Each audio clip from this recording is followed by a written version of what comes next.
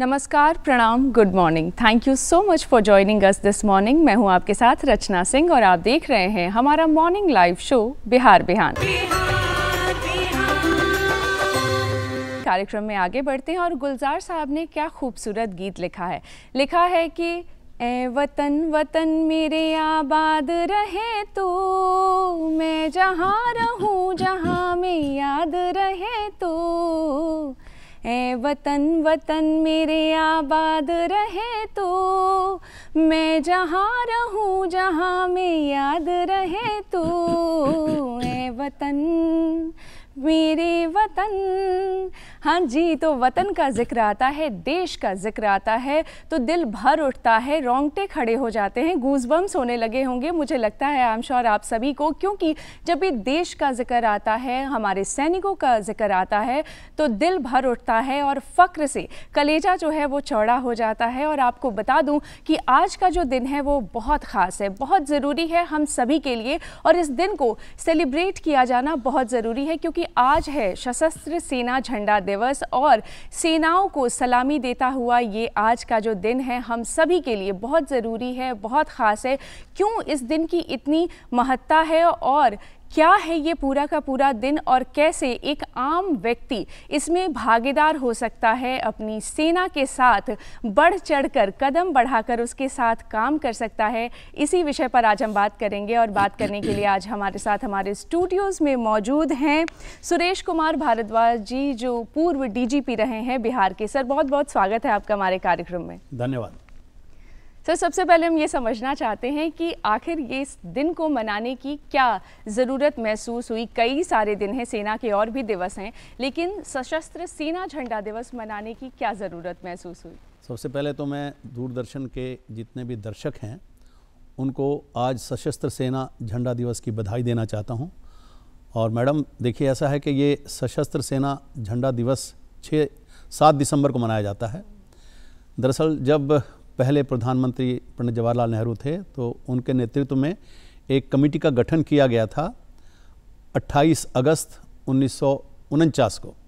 उन्होंने देखा कि किस परिस्थितियों में हमारे जवान जो सैनिक हैं वो काम करते हैं, उसका पहले उसको स्टडी किया गया और उसके बाद निर्णय लिया गया कि हम 7 दिसंबर को सशस्त्र सेना झंडा दिवस मनाएंगे। और ये जो फंड इसका जितना भी प्राप्त होगा वो फंड सारे का सारा जो शहीद जवान हैं या शहीद जवानों के परिवार हैं या जो सेना के एक्शन में अपंग हो गए उनके लिए, और जो वर्तमान में सैनिक हैं उनके लिए ये फंड इस्तेमाल किया जाएगा।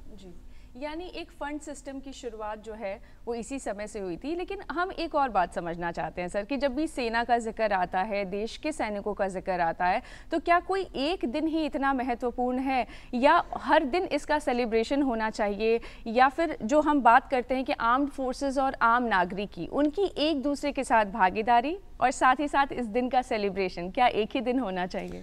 देखिए, ये तो एक प्रतीकात्मक है, 7 दिसंबर प्रतीकात्मक है और हमारे जवान बहुत विकट परिस्थितियों में कश्मीर से कन्याकुमारी तक समझिए कि -60 डिग्री सेंटीग्रेड पर भी काम करते हैं, और उसके बाद में राजस्थान के कुछ एरिया में 50 डिग्रीज पर भी काम करते हैं। इतनी डिफ़िकल्ट कंडीशंस हैं, 24/7 365 डेज़ वो लोग काम करते हैं।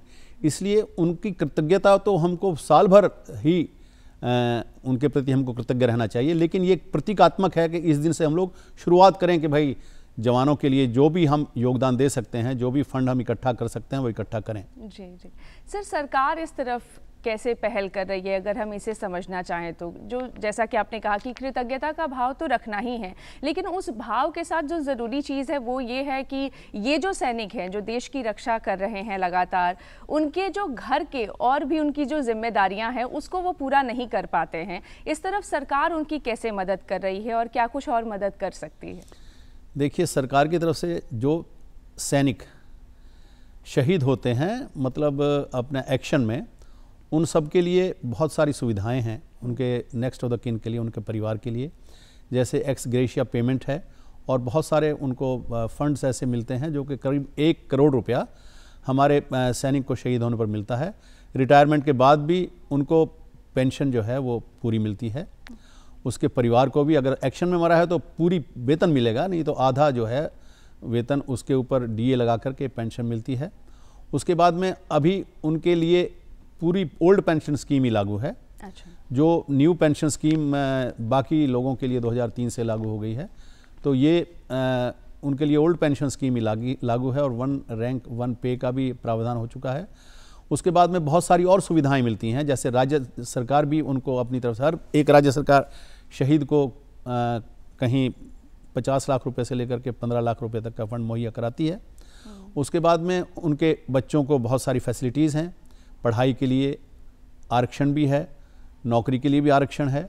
उसके बाद में उसके नेक्स्ट ऑफ द किन जो भी हैं, अगर वो एलिजिबल हैं तो उनको अनुकंपा के आधार पर उनकी नियुक्ति भी की जाती है। और अगर मान लीजिए कोई ऐसी परिस्थिति है कि अनुकंपा के आधार पर नियुक्ति न हो सके तो उनके लिए पेट्रोल पंप और गैस एजेंसी का भी प्रावधान किया गया है। तो बहुत सारी सुविधाएं हमारे जवानों के लिए, रिटायर्ड जवानों के लिए, उनके परिवार के लिए सरकार ने मुहैया कराई हुई हैं। लेकिन तब भी क्योंकि वो हमारे लिए हमारी सीमाओं की रक्षा करते हैं 24 आवर्स 24/7, इसलिए हमारा भी कुछ कर्तव्य बनता है कि जो जन साधारण पब्लिक के लोग हैं वो भी वैसे झंडा दिवस के प्रतीक दिन के अलावा भी जितना भी अपना योगदान दे सकें तो वो उनको कंट्रीब्यूट करना चाहिए, जो कि सीधा झंडा फंड में ही जाएगा और उससे शहीदों के परिवारों को, अपंग लोगों के परिवारों को, जो भी हमारे मिलिट्री में अपंग हुए हैं या उनके जो भी फैसिलिटीज़ देने में जो केंद्रीय सैनिक कल्याण बोर्ड है उनके माध्यम से और जो राज्य कल्याण सैनिक बोर्ड है उनके माध्यम से उनको वो सुविधाएं दी जाती हैं। सर, शिक्षा का अनुदान हो या पुत्री विवाह हो या घर की मरम्मती हो या जो मेधावी छात्रवृत्ति है, ये कई सारी ऐसी चीज़ें हैं, जैसा कि अभी आपने कहा भी कि ये बहुत ज़रूरी है। तो आम नागरिक इसमें कैसे अपनी भूमिका निभा सकते हैं और कैसे इन सारी चीज़ों में उनकी मदद कर सकते हैं, क्योंकि वो तो तैनात है वहाँ सरहदों पर, तो यहाँ पर हम उनकी मदद कैसे कर सकते हैं आम नागरिक होने के तरफ से अगर मैं सोचूं तो? देखिए, आम नागरिक तो ऐसे ही मदद कर सकता है क्योंकि वो साल में कम से कम 10 महीने अपनी ड्यूटी पर रहते हैं और बहुत कम छुट्टियां मिलती हैं। उसके बाद उनका परिवार यहाँ रहता है। एक तो उनके परिवार के प्रति हम सम्मान प्रकट करें, उसके बाद में जो भी शहीद हो गए या जो भी अपंग हो गए उनके लिए हम अधिक से अधिक फंड इकट्ठा करके और सैनिक कल्याण बोर्ड को भेजें, ताकि उनके लिए जो भी स्कीम्स हैं, जो आपने अभी स्कीम्स बताई, उस स्कीम में खुले दिल से पैसा खर्च किया जा सके। उसके बाद में एनसीसी है जैसे, तो स्कूलों के अंदर भी ये प्रोग्राम चलाया जाना चाहिए। सशस्त्र झंडा सेना दिवस वैसे ये चलाया भी जा रहा है, जैसे एनसीसी के बच्चे गलियों में जा कर के जागरूक करते हैं लोगों को कि भारत की सेना क्या काम कर रही है। उसके बाद में वो लोग गुल्लक ले जा कर के और फंड भी इकट्ठा करते हैं जो सैनिक कल्याण बोर्ड में जाता है। रैलीज भी निकालते हैं, प्रभात फेरी भी निकालते हैं, ब्लड डोनेशन कैंप्स भी लगाए जाते हैं। तो ये सब काम हम लोग कर सकते हैं। सर, एक ख़ास झंडे का भी वितरण आज के दिन किया जाता है, उस झंडे के विषय में ज़रूर बताइए हमारे दर्शकों को। वो ट्राई कलर है, लेकिन इंडिया ट्राई कलर से डिफरेंट है। उसमें तीनों सेनाओं के रंग हैं।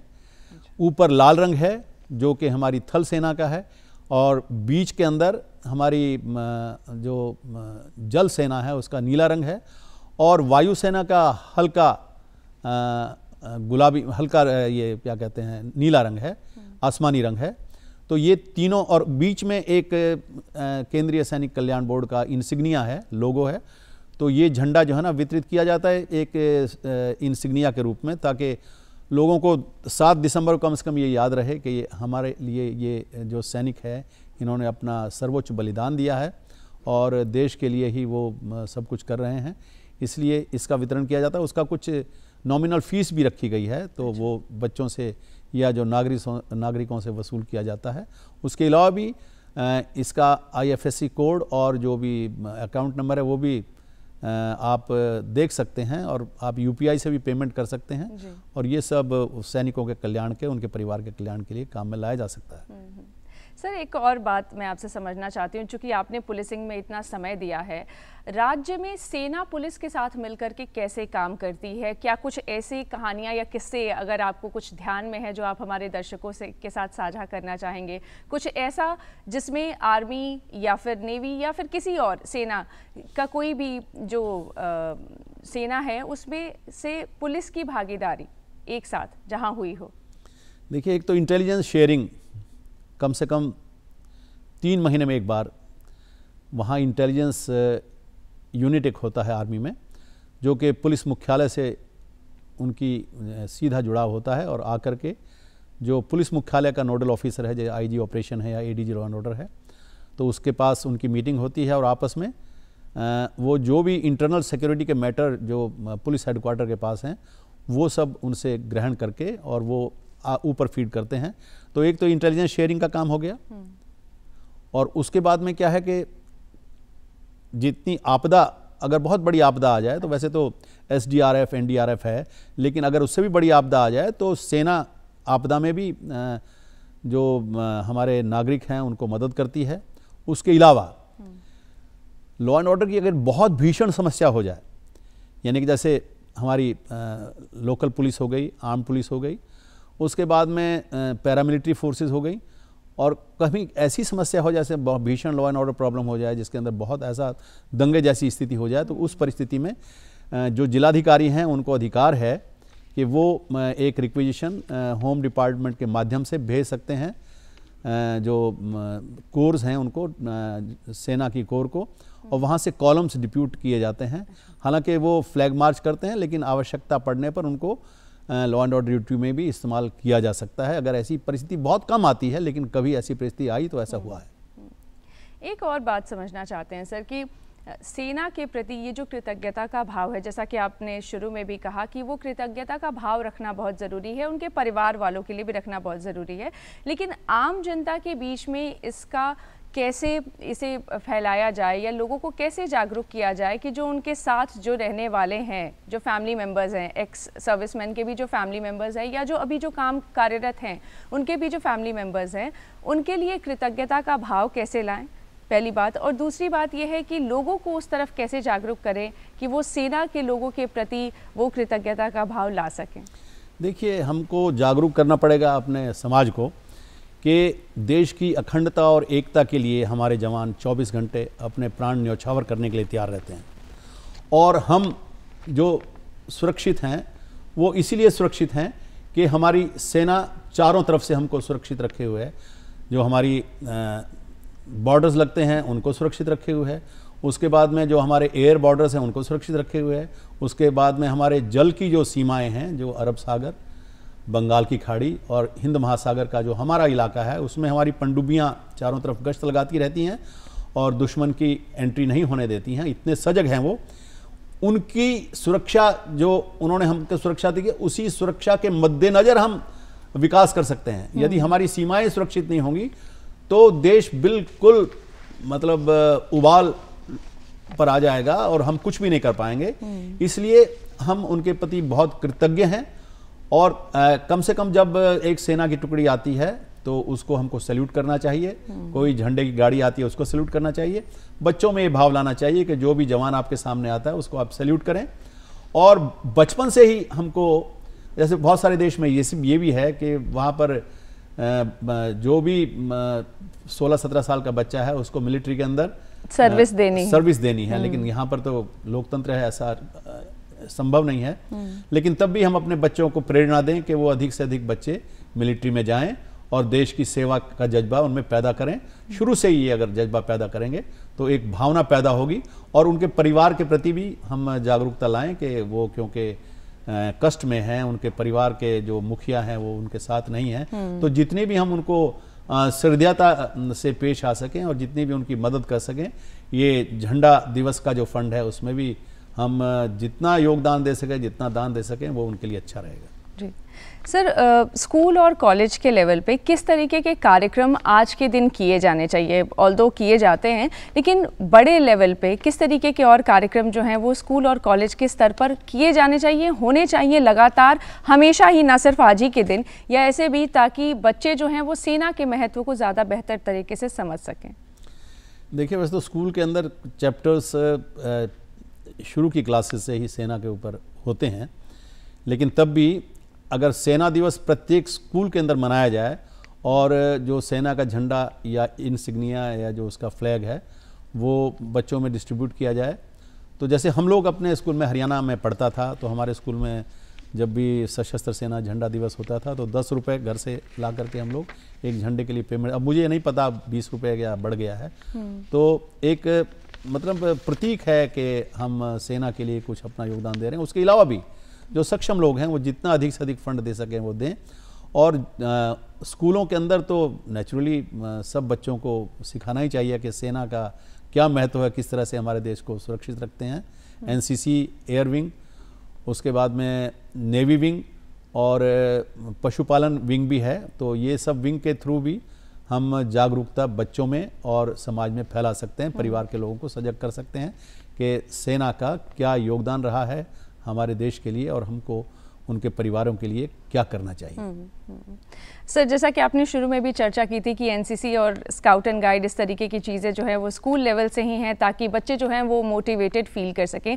एक आखिरी सवाल आपसे समझना चाहते हैं कि Bihar state ex serviceman benevolent fund जो है उसके बारे में हमारे दर्शकों को एक बार थोड़ा सा डिटेल में बता दें। देखिए, बिहार सरकार ने तो पुलिस में भी यहाँ पर जो एक्स सर्विसमैन हैं उनके लिए सैप रखा हुआ है। अच्छा। तो स्पेशल ऑक्सिलरी फोर्स करके वो है, तो उसमें भी हम काफ़ी स्ट्रेंथ में जवानों को लेते हैं। और उसके अलावा जो भी फंड है उस सब फंड का इस्तेमाल सैनिकों के परिवारों, शहीदों के परिवारों और उनके बच्चों के लिए किया जाता है। उनके छात्रवृत्तियाँ दी जाती हैं और जो जो सुविधाएं, जैसे बच्चों की फ़ीस है या कुछ ऐसे बोर्डिंग स्कूल भी हैं जिनमें जितना सारे का सारा खर्चा सरकार देती है। तो बेनेवलेंट फंड से वो सब हम लोग उसको इस्तेमाल करके अब बच्चों, जो सैनिक शहीदों के बच्चे हैं, जो एक्स सर्विसमैन के बच्चे हैं, उनको हम लोग मदद कर सकते हैं। जी हाँ, तो यहाँ हम दर्शकों को बताना चाहते हैं कि Bihar state ex serviceman benevolent fund में लगातार आपको योगदान करना चाहिए। एक आम नागरिक इसी तरीके से देश के साथ जुड़ सकता है जब वो सैनिकों के परिवार के प्रति कृतज्ञता का भाव रखे, उनकी इज्जत करे और साथ ही ये समझे कि उनके परिवार की जिम्मेदारी उनकी भी है, यानी कि भागीदार बनने की बात होती है। और इस बेनेवलेंट फंड में आप चेक के माध्यम से या ड्राफ्ट के माध्यम से या यूपीआई के माध्यम से पेमेंट कर सकते हैं। और मैं चाहती हूं कि एक बार मैं आपको ये अकाउंट डिटेल्स ज़रूर दे दूं, तो कृपया आप उसे नोट कर लीजिए। Bihar state ex serviceman benevolent fund, भारतीय स्टेट बैंक, खाता संख्या 108-391-23753। मैं अकाउंट नंबर एक बार फिर से आप सभी के साथ साझा कर देती हूँ। अकाउंट नंबर है 108-391-23753। IFSC कोड है SBIN 0000153। साथ ही आप UPI ID के माध्यम से भी आप पेमेंट कर सकते हैं। UPI ID है 8986956435 मैं UPI ID एक बार फिर से आप सभी को बता देना चाहती हूँ, क्योंकि ये बहुत आसान तरीका है जिससे कि आप बेनेवलेंट फंड में आराम से तुरंत ही अभी घर बैठे ही आप उसमें योगदान कर सकते हैं। तो UPI ID आप एक बार फिर से सुन लें, 8986956435 तो ये है Bihar state ex serviceman benevolent fund के डिटेल्स जिसमें आप योगदान कर सकते हैं। सर, एक और आखिरी संदेश आपसे आज के दिन चाहेंगे कि आप क्या संदेश देना चाहते हैं बच्चों को, युवाओं को और हम सभी को इस दिन के लिए? देखिए, हमारी सेना हमें सीमाओं पर सुरक्षा देती है, कश्मीर से कन्याकुमारी तक। और हमारी जो थल सेना है, जल सेना है, वायु सेना है, उनकी वजह से हम सुरक्षित हैं और सुरक्षित हैं। और उसके बाद में सिक्योरिटी हमारे पास है तो विकास का मार्ग खुला हुआ है। इसलिए सेना के जवानों की इज़्ज़त कीजिए, उनके परिवार को सम्मान दीजिए।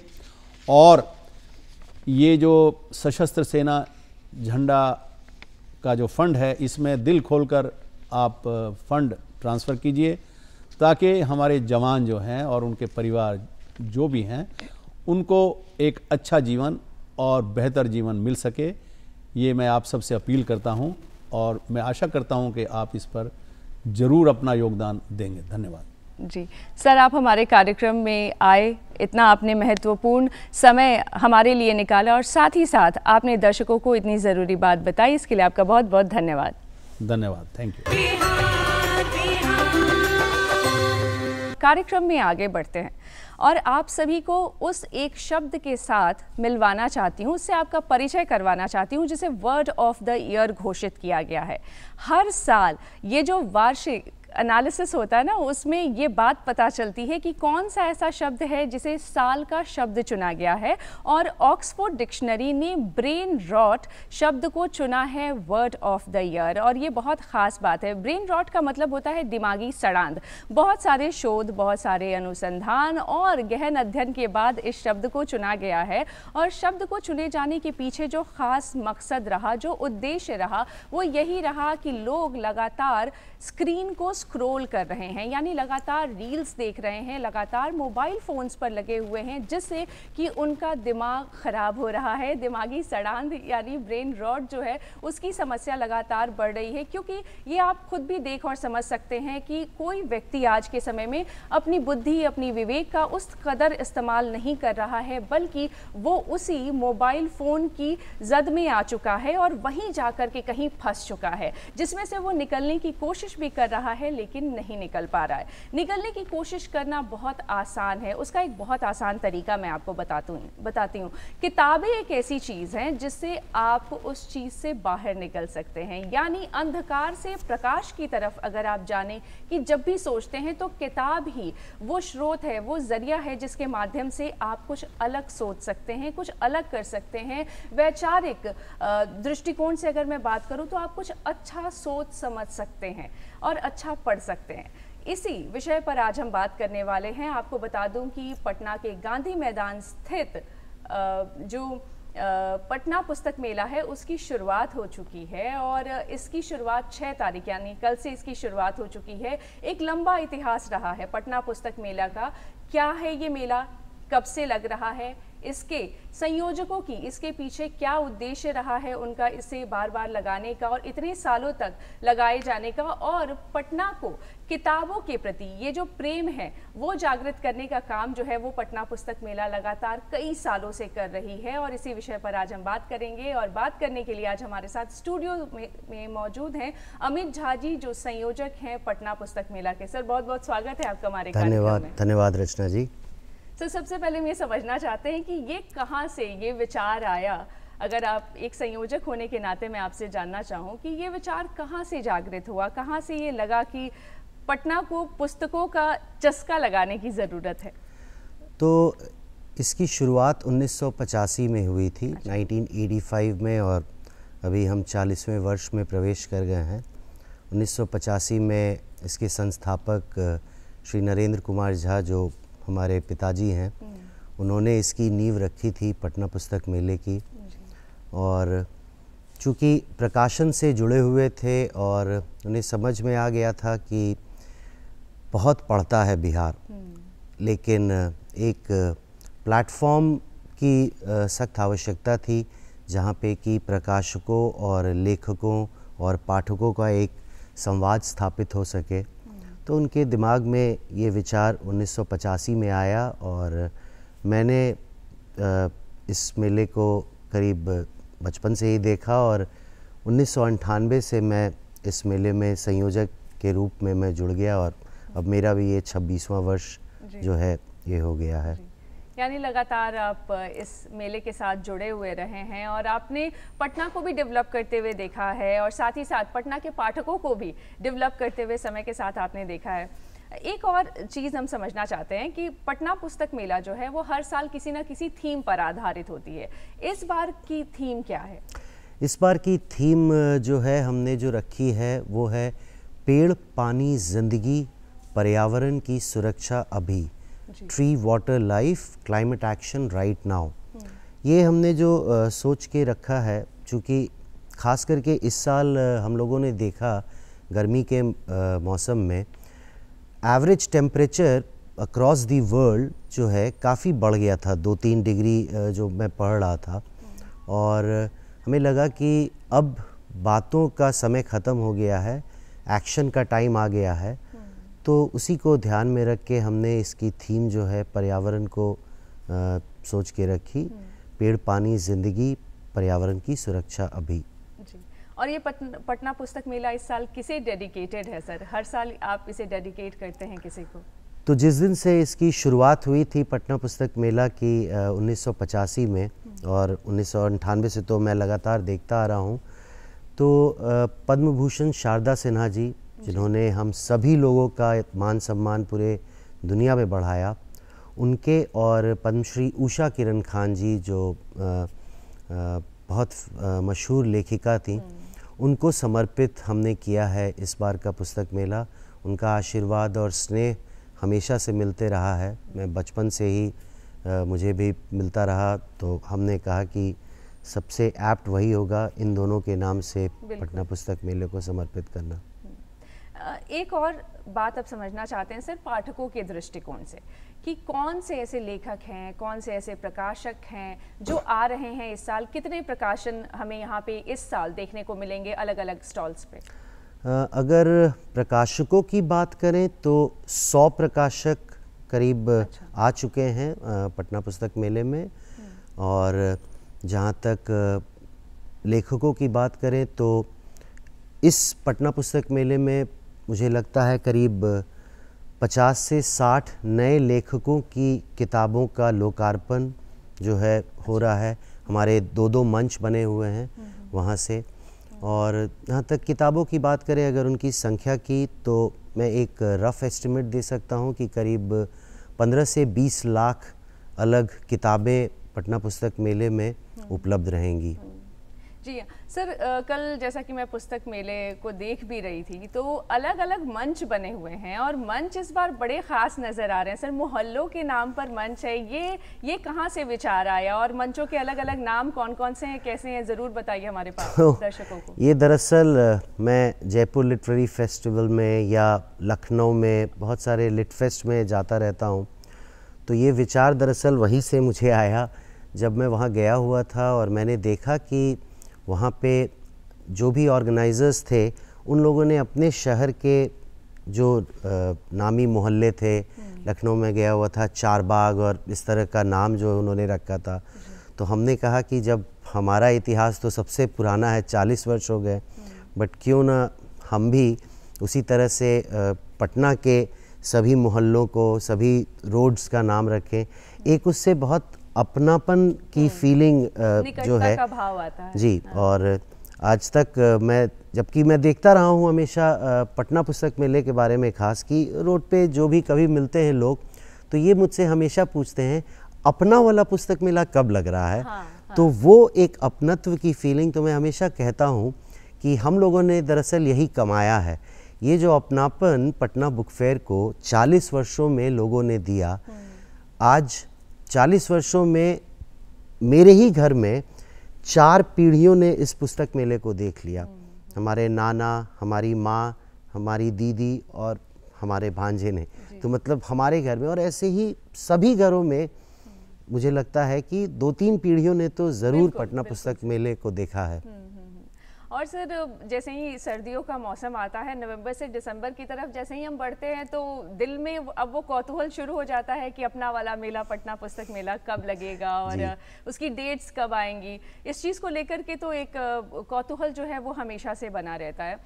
एक और चीज़ समझना चाहते हैं कि इस बार बहुत सारी ऐसी चीज़ें नज़र आ रही हैं पटना पुस्तक मेला में, जैसे कि अखबारों के माध्यम से भी, कल भी हम बता रहे थे अपने दर्शकों को, आज भी, कि कुछ लोकार्पण भी होने वाले हैं, और कुछ लोग अपनी किताबों का भी लोकार्पण कर सकते हैं। वो कैसे कर सकते हैं सर, क्या उसकी प्रक्रिया? हाँ, उसके लिए लोकार्पण का जो बहुत सारे कार्यक्रम हैं जो प्रकाशकों के द्वारा निर्धारित हैं। उसके अलावा एक अच्छी योजना जो लेके हम आए हैं इस बार, कि बहुत सारे ऐसे लेखक हैं जो कि वहाँ पर स्टॉल लगा के खुद से नहीं कर सकते हैं, उनके लिए एक विशेष योजना है कि सिर्फ और सिर्फ 101 रुपये वो देकर और अपना रजिस्ट्रेशन करा सकते हैं। अच्छा। और वहाँ पे अपनी किताबों को लाके वहाँ पे प्रदर्शित कर सकते हैं। एक स्टॉल नॉवेल्टी एंड कंपनी का स्टॉल है जहाँ पे वो अपनी किताबों को डिस्प्ले कर सकते हैं वहाँ पे रह सकते हैं, बता सकते हैं अपनी किताबों के बारे में। तो इस तरह की जो योजना है वो इस बार पटना पुस्तक मेला लेके आया है जी, और बहुत एक्साइटिंग है और बहुत नया कॉन्सेप्ट है, और मुझे लगता है जो नए लिखने पढ़ने वाले लोग हैं उनके लिए बहुत सहूलियत होने वाली है। एक और बात समझना चाहते हैं सर कि जब आपने कहा कि पीढ़ियों की बात आप कर रहे हैं, तो पीढ़ियों में बच्चों से अगर हम शुरू करें तो हम ये समझना चाहते हैं कि हमारे पास बहुत सारे एक्सपीरियंसेस हैं पटना पुस्तक मेला के। इस बार बच्चों के लिए या फिर युवाओं के लिए क्या ऐसी चीज़ें हैं जो आपको वहाँ पे आप लोगों ने शुरू की है, या आपकी कोशिश रही है कि बच्चों और युवाओं को कुछ अलग मिले, कुछ नया मिले? तो बच्चों के लिए इस बार बहुत खास है पटना पुस्तक मेला, और युवाओं के लिए भी मैं बता दूं, हम पूरे दिन का जो हमने स्केड्यूल बनाया है कार्यक्रमों का, उसको सिर्फ हमने ध्यान में रख के बच्चों और युवाओं को ध्यान में रख के किया है। अच्छा। सुबह से ही उसकी शुरुआत 11 बजे से हो जाएगी, जब हम किस्सा गोई करके एक स्टोरी टेलिंग और स्टोरी राइटिंग का वर्कशॉप करा रहे हैं इन एसोसिएशन विथ यूनिसेफ। करीब 1 घंटे का वो है, जिसमें कि छोटे बच्चों को बुला के और कहानी कैसे लिखी जाए, स्टोरी टेलिंग का काम करवा रहे हैं। उसके बाद करीब दिन में 2 घंटे का जो स्लॉट है, उसमें हम एपिक शो करके करा रहे हैं। अच्छा। एपिक शो के तहत quizzes, business quizzes, battle of bands और इस तरह के बहुत सारे कार्यक्रम, पेंटिंग कॉम्पिटिशन्स, डिबेटिंग, इस तरह के कार्यक्रमों का आयोजन किया जाएगा। युवाओं को ध्यान में रखते हुए फिर अगला जो 1 घंटे का स्लॉट है, शहर के जितने नामचीन जो इंस्टीट्यूट्स हैं, उस इंस्टीट्यूट से हम लोगों को बुला रहे हैं, और शिक्षा और रोजगार, बेसिकली काउंसलिंग पे 1 घंटे का सेशन जो है वहाँ पे हम कर रहे हैं जी। उसके अलावा बच्चों को जोड़ने के लिए शाम में 1 घंटे का समय स्कूल उत्सव करके एक कार्यक्रम हो रहा है हमारा। अच्छा। जिसमें कि सभी स्कूल के बच्चे आके वहाँ पे 1 घंटे का कल्चरल प्रोग्राम प्रस्तुत करेंगे। तो इस तरह के कार्यक्रम करके हम बच्चों और युवाओं को जोड़ने की हमारी कवायद है। यानी एक पूरा स्केड्यूल है हर दिन का। उसके अलावा भी सर हम देख रहे थे फिल्म फेस्टिवल का भी जिक्र आ रहा था। फिल्म फेस्टिवल में क्या कुछ होने वाला है, और क्या ये इसकी शुरुआत कल से हो चुकी है? कब तक चलेगा ये फिल्म फेस्टिवल? फिल्म फेस्टिवल आज से शनिवार 7 दिसंबर से अच्छा। 16 दिसंबर तक चलेगा। अच्छा। हमने एक हॉल वहाँ पे बनवाया है, जहाँ पे कि हर शाम किसी न किसी फिल्म का प्रदर्शन किया जाएगा। फिल्मी दुनिया से जुड़े लोग जो हैं उनको हम बुलाएंगे और उनसे एक छोटी सी बातचीत होगी। और जो 10 दिनों का जो फिल्म फेस्टिवल है, उसमें हमारी कोशिश ये है कि पर्यावरण से संबंधित जो अगर मूवीज़ हो उनका प्रदर्शन जो है हम इसमें डॉक्यूमेंट्रीज वगैरह। उसके अलावा एक और बात हम समझना चाहते हैं सर कि पटना पुस्तक मेला के साथ बड़ी सारी यादें जुड़ी हुई हैं, आई एम श्योर सभी की जुड़ी हुई हैं, और सांस्कृतिक कार्यक्रमों के प्रति एक अलग ही रुझान पाठकों का दिखता है। और जैसे ही शाम होती है, लोग वेट करते हैं कि आज कौन से आर्टिस्ट आ रहे हैं, क्या होने वाला है। सांस्कृतिक कार्यक्रमों की रूपरेखा के विषय में भी ज़रूर हमारे दर्शकों से साझा कीजिए। तो पटना पुस्तक मेला की सफलता का कारण उसके सांस्कृतिक कार्यक्रम ही हैं। आज जब आप बाहर में पटना पुस्तक मेला के खड़ी होकर, और अगर आप पूछेंगी लोगों से कि आज आप क्यों प्रवेश कर रहे हैं, तो किसी ज़माने में लोगों का यही जवाब होता था कि मैं फ़लाँ प्रकाशक की फ़लाँ किताब खरीदने के लिए आ रहा हूँ। लेकिन हमारे पटना पुस्तक मेला में जब आप इस तरह का सवाल किसी भी अंदर आने वाले लोगों से पूछेंगी, तो आई एम श्योर कि बहुत सारे लोग जवाब देते हैं कि आज मैं फलाना संस्था का नुक्कड़ नाटक किया जा रहा है, आज मैं वो देखने आ रहा हूँ, या आज मैं फलाना कोई कार्यक्रम है वो देखने आ रहा हूँ। तो इस तरह की जो चीज़ें हमारे पटना पुस्तक मेले में होती रहती हैं, इसमें खास करके जो सबसे पॉपुलर तो हमारा नुक्कड़ नाटक होता है, जिसका हर दिन नुक्कड़ नाटक फेस्टिवल में उसका मंचन किया जाता है। और इस बार तो खास करके करीब 3 महीने से पर्यावरण को ध्यान में रखते हुए जो संस्थाएं थी, उन्होंने खास करके नुक्कड़ नाटकों को तैयार किया है सिर्फ पर्यावरण को ध्यान में रख के। उसके अलावा तो बहुत सारे जो कार्यक्रम हैं हमारे यहाँ, जनसंवाद हो या नई किताब हो, इस तरह के जो कार्यक्रम है वो तो रेगुलर हमारे यहाँ होते ही रहेंगे। सर, क्या डिजिटल और ई पुस्तकें भी उपलब्ध होंगी इस बार पटना पुस्तक मेला में? बिल्कुल, सभी प्रकाशक जो हैं उनकी अपनी अपनी डिजिटल और किंडल वर्जन, ई बुक्स जो है सबकी अवेलेबल है, तो वो तो लगातार बिकती ही रहती है जी। बट हमारा जो मूल उद्देश्य है कि जो किताबों से जो दूर लोग जा रहे हैं, कैसे हम उनको वापस खींच के किताबों के पास वापस लाएं, तो हमारा तो उद्देश्य यही है जी, कि कैसे वो हार्ड कॉपी की तरफ वापस आए, वो हाथ में वो लेकर वो फील जो है और वो पढ़ने की जो बात है। लेकिन कई सारी ऐसी किताबें होती हैं सर जो लगता है कि बड़ी एक्सपेंसिव हैं, ये हम नहीं खरीद पाएंगे, तो उस वजह से थोड़ा ई बुक्स और डिजिटल की तरफ हम थोड़ा शिफ्ट हो भी रहे हैं। अगर मैं बात करूं प्रकाशकों की, सर क्या उम्मीद लगाकर आ रहे हैं वो इस साल पटना पुस्तक मेला में? उनकी यहाँ के पाठकों से क्या उम्मीद है? क्योंकि बिक्री भी बहुत ज़रूरी एक चीज़ है जो कि हर कोई चाहता है, हर प्रकाशक चाहता है, उसको लेकर के क्या विजन है? तो कोविड के वक्त से इस इंडस्ट्री की हालत काफ़ी ख़राब थी, बट अब of let it has picked up, और प्रकाशक तो यही उम्मीद लेके आ रहे हैं कि जिस तरह से बिहारी पढ़ते हैं, हम सब पढ़ते हैं, तो ज़्यादा से ज़्यादा नंबर्स में लोग आएंगे और किताबें खरीदेंगे। राज्य सरकार से भी उनकी काफ़ी उम्मीदें हैं, बिहार सरकार से, चूँकि इधर जो पंचायती राज विभाग है, पंचायती राज विभाग के द्वारा करीब 8000 पंचायतों को किताबें खरीदने के लिए, लाइब्रेरी सेटअप करने के लिए 8000 पंचायतों को पैसे उपलब्ध कराए गए हैं। और प्रकाशक बड़े ही उत्साहित हैं कि अगर इस तरह की खरीद अगर होगी तो डेफिनेटली एक बहुत पॉजिटिव मैसेज जो है जाएगा। तो ये प्रकाशक उम्मीद लगा के बैठे हैं कि ज़्यादा से ज़्यादा लोग नंबर्स में आएंगे और किताबें खरीदेंगे। सर, कुछ और ख़ास ऐसे कोई लेखक हैं जो इस साल आ रहे हैं? क्योंकि कई बार कौतूहल का विषय ये भी रहता है कि लेखक कौन से आ रहे हैं, और बहुत एमिनेंट राइटर्स हैं जो आते हैं जिनके लिए हम वेट करते हैं, जिनको हम सुनना चाहते हैं, रूबरू सुनना चाहते हैं। क्या कोई ऐसे राइटर्स हैं जो आ रहे हैं? बहुत सारे ऐसे जो लोग हैं जो आ रहे हैं, जो कुछ लोग का नाम मेरे जहन में आ रहा है।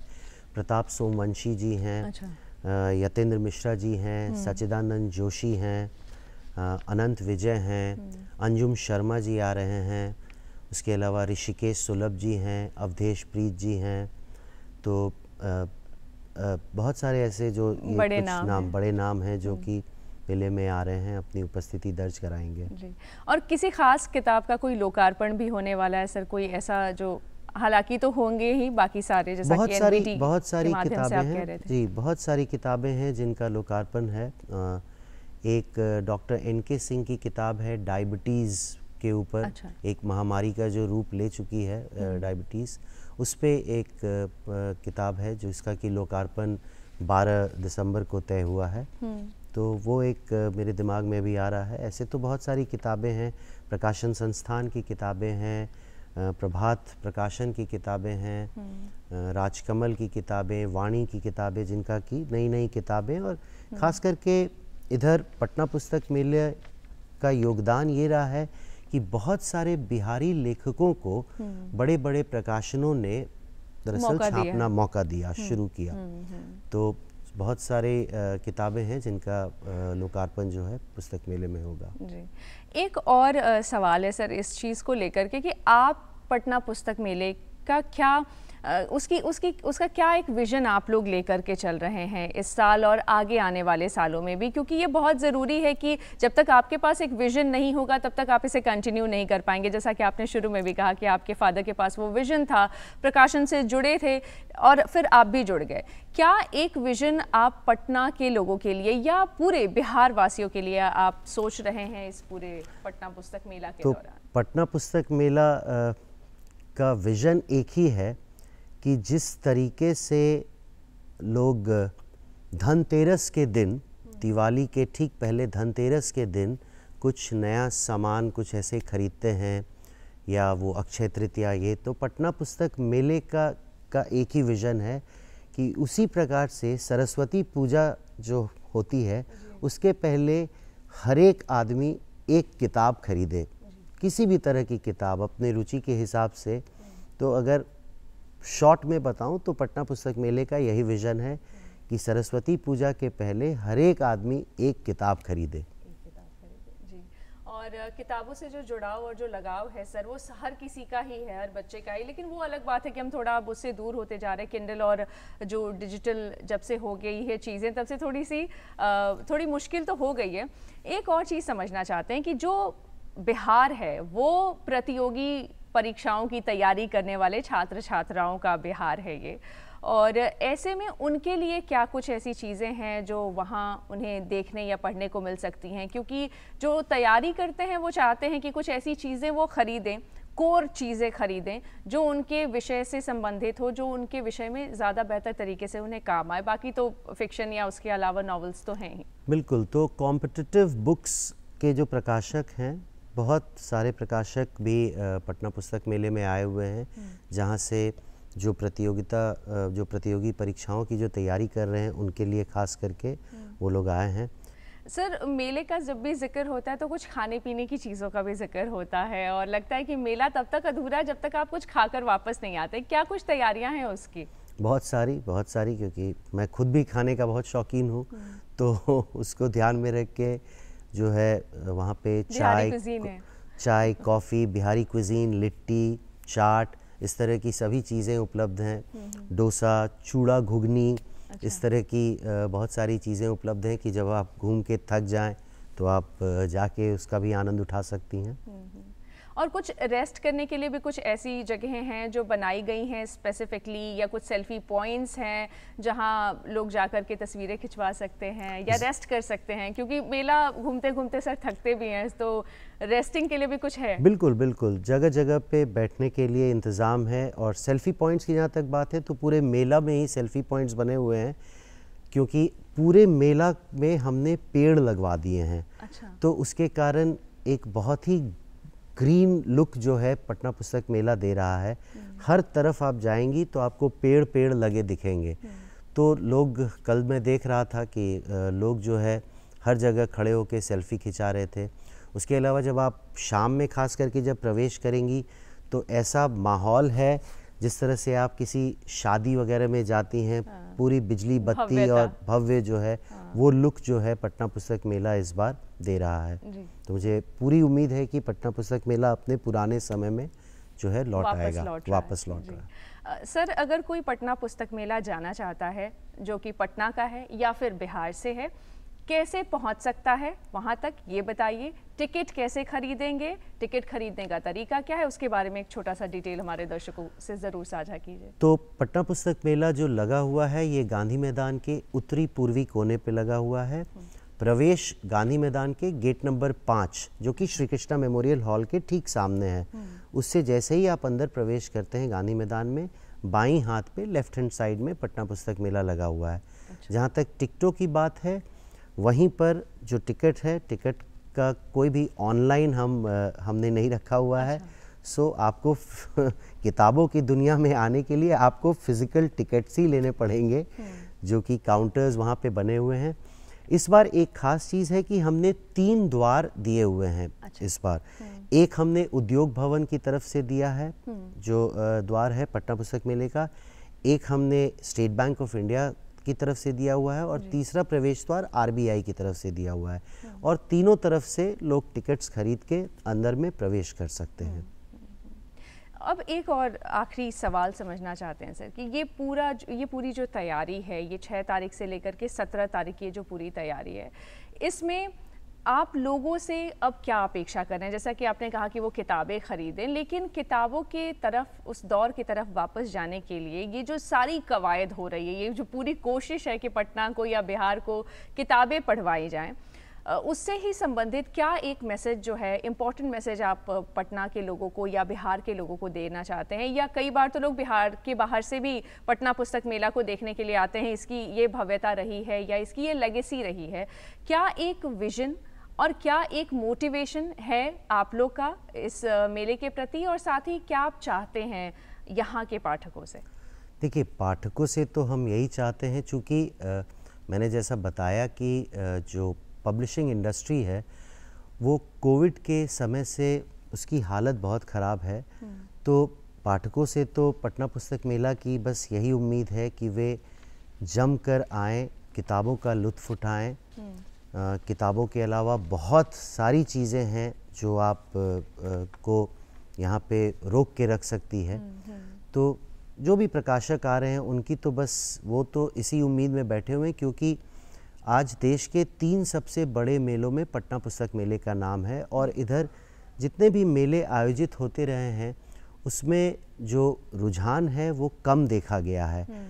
तो मेरी कल ही बात हो रही थी प्रकाशकों से, कल पहला दिन था और वो काफ़ी उत्साहित थे कि अभी बस मेला खुला है और जिस तरह का माहौल आप लोगों ने बना दिया है तो उसके कारण जिस तरह से लोग आ रहे हैं तो उम्मीद करते हैं कि इसी तरह का रुझान जो है पूरे 12 दिन जो है चलता रहेगा। तो एकमात्र यही उम्मीद लगा के पटना पुस्तक मेला आयोजन समिति और प्रकाशक जो हैं बैठे हुए हैं कि लोग आएँ, जम के किताबों के बीच में आके खो जाएं, बस यही एक उम्मीद है। जी सर, आप हमारे कार्यक्रम में आए, हमारे दर्शकों को पटना पुस्तक मेला के बारे में इतनी डिटेल में आपने जानकारी दी, इसके लिए आपका बहुत बहुत धन्यवाद। धन्यवाद। तो आज के कार्यक्रम में बस इतना ही। अगली सुबह आप हमारा फिर से इसी तरह इंतज़ार कीजिएगा। अगली सुबह 8 बजे आपसे फिर मुलाकात होगी। तब तक के लिए आप देखते रहिए DD बिहार। नमस्कार।